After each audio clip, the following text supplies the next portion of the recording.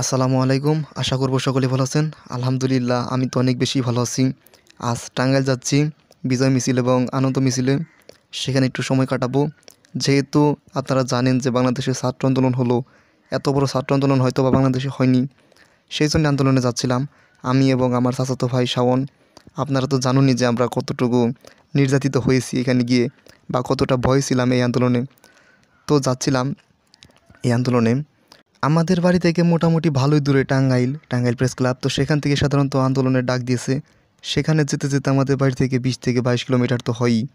তো এত দূরেও কিন্তু আমরা মাঠে ময়দানে একদম রাজপথে থেকে আন্দোলন করেছি। আবার ফেসবুকের মাধ্যমে, কবিতা লেখার মাধ্যমে হোক কিংবা পোস্টের মাধ্যমে হোক, আমরা কিন্তু আন্দোলনে ছিলাম। তাই শেখ হাসিনার পতন হয়েছে, এতে যে কতটা আনন্দিত হয়েছি তা তো আর বলার অপেক্ষা রাখে না।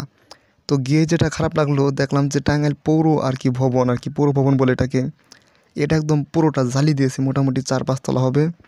একদম পুরো ভিতরে কিচ্ছু নেই, একদম সব কিছু জ্বালিয়ে পুড়ে দেখতেই তো পারতেছেন কী করেছে।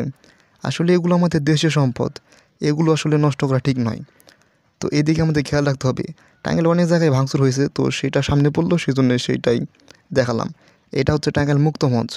এইখানে অনেক ছাত্রছাত্রী এবং সাধারণ জনতা এসেছে। যেহেতু গতকালকে আমাদের বাংলাদেশ স্বাধীন হয়েছে, আবার তৃতীয়বারের মতো কেন বলতেছি, কারণ 1947 সালে কিন্তু বাংলাদেশ প্রথম স্বাধীনতা পায়। তখন বাংলাদেশ নাম ছিল না, পাকিস্তান ছিল। ভারত আর পাকিস্তান নামে দুটি দেশ হয়। পরবর্তীতে 1971 সালে যে আমরা বাংলাদেশ পাই তা তো জানি। এবং এটি আমাদের কাছে কিন্তু তৃতীয় স্বাধীনতা, যে স্বৈরাচার শেখ হাসিনা চলে গেছে। কারণ তিনি যে কতটা খারাপ কাজ করেছে সেটা তো আমরা জানি।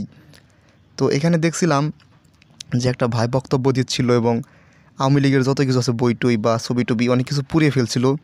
তো এখানে সে কিছু কথা বলেছে, তো সেগুলো শুনি আসুন। 2024 সাল থেকে আমরা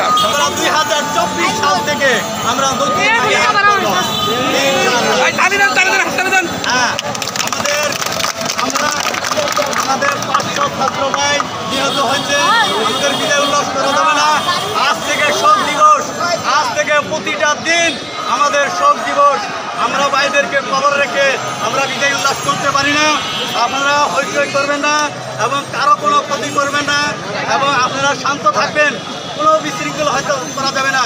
আমাদের দেশকে আমাদের করতে হবে। 2024 সাল থেকে পাঠ্য পুস্তকে নতুন এবং সঠিক ইতিহাস অন্তর্ভুক্ত করতে হবে। আমরা মানি না, মানব না। আরো যে আগ্রাসনের ইতিহাস লেখা বইগুলা আমরা কিন্তু জ্বালিয়ে পুড়িয়ে দেবো। আমরা সেই পরীক্ষাগুলো দেব না। অচিরে এই ইতিহাসগুলো আপনারা বয়কট করুন, ইতিহাসগুলো পাল্টিয়ে ফেলুন। আমরা বিজয় উল্লাস করবো না। আজকে থেকে আমাদের শোক দিবস। আমাদের নতুন যে সরকার গঠিত হবে, তাদের কাছে দাবি থাকবে এই যতগুলো হত্যাকাণ্ড হয়েছে। ভাই একটা স্লোগান দেবেন আপনারা, ওরা বলবো ভারতের আগ্রাসন মুক্ত শিক্ষাঙ্গন চাই।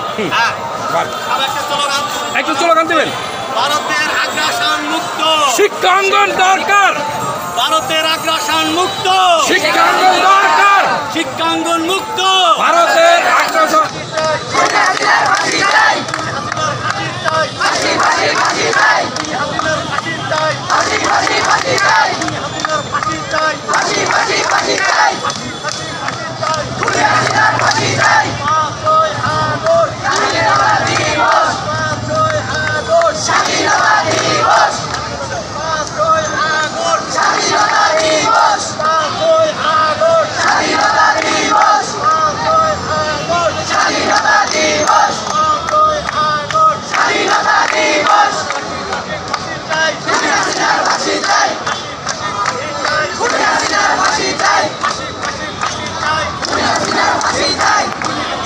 এখানে ভাই বক্তব্য দিচ্ছিল এবং বিভিন্ন ধরনের কথা বলছিল। আর এই যে বঙ্গবন্ধুর ভাস্কর্য দেখতে পারতেছেন এক ধরনের, বা এটা স্মৃতিফলক বলা চলে। এটিকে কি করেছে, আমিও যখন যাচ্ছিলাম তখন দেখছিলাম যে এই স্মৃতিফলকটিকে হাতুড়ি দিয়ে ভাঙা হচ্ছে বা ওখানে কালি মেখে দিয়েছে, দেখতেই তো পাচ্ছেন সেখানে করতেছিল। তবে একজন পাশ থেকে ধমক দেয় যে এইসব করো না, এগুলো করা এখন ঠিক হবে না। আর এখান থেকে যে যার মতো করে ছবি তুলতেছিল, হাঁটতেছিল। মানে মানুষ এক ধরনের ফ্রিডম পেয়েছে, মুক্ত স্বাধীনতা পেয়েছে। কী পরিমাণ যে মুক্ত স্বাধীনতা পেয়েছে মানে বলে বোঝানোর মতো নয়। আসলে মানুষের যে কী পরিমাণ, দেখুন এই যে রং নিয়ে খেলতেছে, এক একজন এক রকম কাজ করতেছে এখানে। আর মিছিলটি ছিল হয়েছে হালকা পাতলা, তো সেগুলো আর ভিডিও তো বেশি তো করা হয় নাই, বুঝেনি তো। একবার শুধু দেখুন মানুষের মধ্যে কী পরিমাণ মানে খুশি, কী পরিমাণ মানে একটা মুখের হাসি, সেগুলো একবার দেখুন। আসলে দেখলে আসলে বুঝতে পারবেন মানুষ আসলে কতটা খুশি শেখ হাসিনা যাওয়াতে। মানুষ যে কিনা কথা বলতে পারতো না ঠিকমতো মুখ দিয়ে, এখন কিন্তু হাসিনা যাওয়াতে কিন্তু মানুষ বেশ খুশি। তো আমাদের ভালো লাগলো। তো অনেক কিছুই হলো, অনেক কিছু কাটালাম, সব কিছু ভিডিও করতে পারিনি। তো আমি একটা পতাকা কিনেছিলাম, পতাকা নিয়ে বেশ কিছু ছবিও তুলেছিলাম, তো দেখতে পারতেছেন ছবিগুলো। আসলে এর আগে আমি পতাকা নিয়ে সেরকমভাবে ছবি তুলিনি।